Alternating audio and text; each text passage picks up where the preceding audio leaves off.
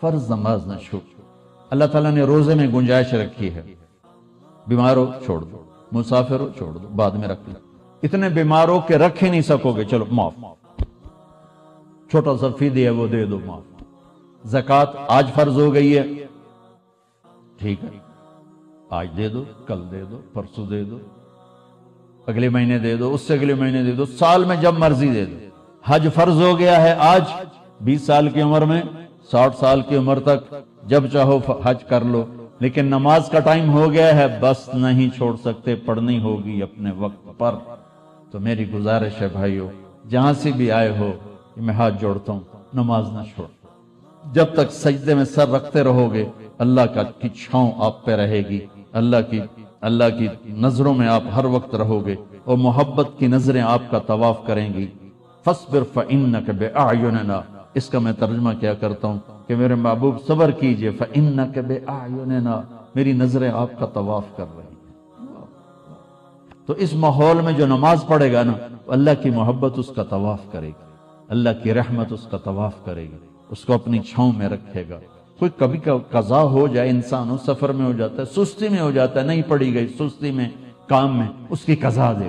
سونے سے پہلے 5 نمازوں کی قضا پوری کر کے اپنا کھاتا مکمل کر کے پھر سو، تو انشاءاللہ اللہ مہربان کریم ہے، معاف کر دے گا. اور اپنی نمازوں کو قضا پڑھتے رہو گے اس طرح، تو پھر 5 نمازوں کے اللہ تعالیٰ طاقت بھی دے دے گا، ہمت بھی دے دے گا، توفیق بھی دے دے گا. کچھ وقت اپنے قرآن کے لیے، کچھ میرے نبی کی زندگی کے لیے. فیملیز کے ساتھ ہو، ماں باپ ساتھ ہیں، ان کو عزت دو، ان کو احترام دو. اور بیوی کے ساتھ، بچے ساتھ ہیں، ان کے لیے ٹائم نکالو. اپنے بچوں کو محبت سے پروان چڑھاؤ، ڈانٹ ڈپٹ سے نہیں، ڈانٹ ڈپٹ سے نہیں، ڈانٹ ڈپٹ سے نہیں، پیار محبت سے. میرے نبی نے 7 سال گزارے حسن کے ساتھ اور 6 سال گزارے حسین کے ساتھ. 6-7 سال میں نہ کوئی نصیحت کی ہے اور نہ کوئی ڈانٹ ڈپٹ کی ہے، پیار دیا، محبت دی، توجہ دی، سارا کچھ منتقل ہو گیا اور وہ جنت کے سردار بن گئے، جنت کے نوجوان. ہم بچوں کو نصیحت کر ان کی تباہی پھیر دیتے، اور اتنی چھوٹی عمر میں اسکولوں میں ڈال دیتے ہیں. پتہ نہیں یہاں کیا سسٹم ہے. میں تو پاکستان کی بتا رہا ہوں. 3 سال کے بچے کا ایڈا وڈا وسطہ ہوتا ہے، اس کے سارے نیورون ہی جل جاتے ہیں، اور وہ روتا ہوا جاتا ہے، روتا ہوا آتا ہے. جو ٹائم ماں کی گود کا تھا وہ ٹائم اسکول کو دے دیا، تو وہ محبتیں ختم ہو جاتی ہیں اولاد کی ماں باپ کے ساتھ. اور ایک ماں 2 بچے نہیں سنبھال سکتی، تو ایک ٹیچر 30 بچے کیسے سنبھالے گی؟ تمہارے یہاں کا تو پتہ نہیں، ہمارے پاکستان میں تنخواہیں بھی بڑی تھوڑی ہیں، تو تھوڑی تنخواہ، 40 بچے، 30 بچے، تو وہ برباد نہیں ہوئے تو اور کیا ہوں گے؟ ایک ٹیچر بچوں کو سبق سکھا رہی تھی، بچوں پڑھو CUP سپ. تو بچوں نے کہا مس CUP کب ہوتا ہے؟ سپ، سانپ. کہا نہیں بچوں کہو CUP سپ. ان کا مس CUP کب ہوتا ہے؟ کہا بچوں اتنی تھوڑی تنخواہ میں CUP سپ ہی رہے گا، کب نہیں ہو سکتا ہے.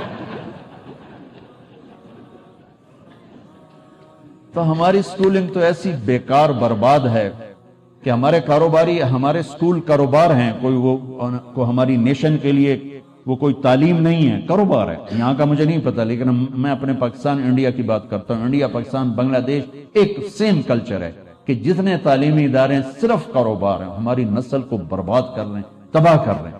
میرے نبی کہتا ہے 7 سال تک بچے کو نماز کبھی نہ کہو. 7 سال تک. 7 سال کے بعد کہنا شروع کرو. 10 سال کے بعد سستی ہو، تھوڑا سختی کرو. 15 سال میں جا کے فرض ہوتی ہے.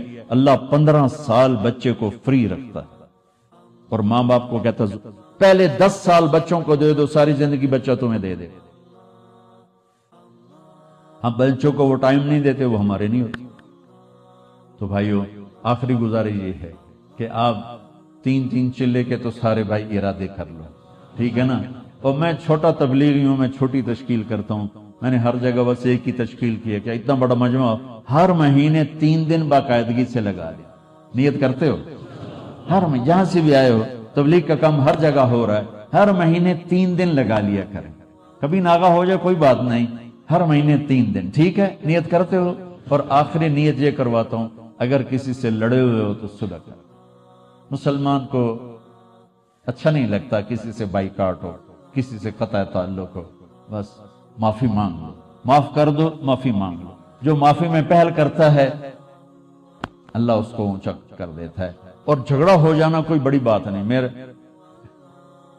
حضرت حسن اور حسین میں آپس میں دونوں بھائیوں میں کوئی تلخی ہو تو لوگوں نے حضرت حسین سے کہا جاؤ بھائی سے معافی مانگو. ان کی بات سننا کیا خوبصورت. فرمانے لگے اگر میں جا کے معافی مانگوں گا نا تو میرا درجہ بڑا ہو جائے گا اور میرے بھائی کا درجہ چھوٹا ہو جائے گا. اور مجھے شرم آتی ہے کہ میں چاہتا ہوں جنت میں بھی میرا بھائی مجھ سے آگے ہو میں پیچھے ہوں. تو وہ آ کے معافی مانگے گا تو وہ بڑا ہے, اس کا درجہ بھی بڑا ہے.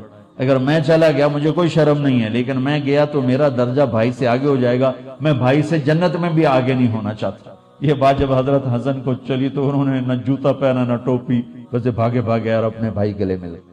حضرت علی کے ایک دوسرے بیٹے تھے, ان کی ماں حنفیہ تھی. یہ تو حسن بن فاطمہ ہے, حسین بن فاطمہ, وہ محمد بن حنفیہ تھے. ان کا اور حضرت حسن کا جھگڑا ہو گیا.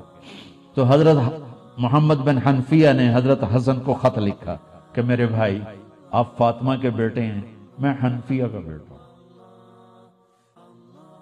تو جیسے میری ماں فاطمہ جیسی نہیں ہو سکتی, میں آپ جیسا نہیں ہو سکتا.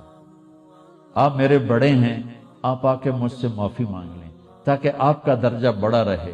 اگر آپ نہ آئے تو پھر میں آ رہا ہوں معافی مانگنے, پھر میرا درجہ بڑا ہو جائے گا اور مجھے شرم آتی ہے کہ میرا درجہ آپ سے بڑا ہو. تو اتنے بڑے گھروں میں بھی کھٹ پٹ ہو جاتی ہے. کھٹ پٹ کا کوئی مسئلہ نہیں, نہیں اسے بولنے نہیں. ساڑھے پنجاب بھی لکیر لا دیتی, یہ لکیر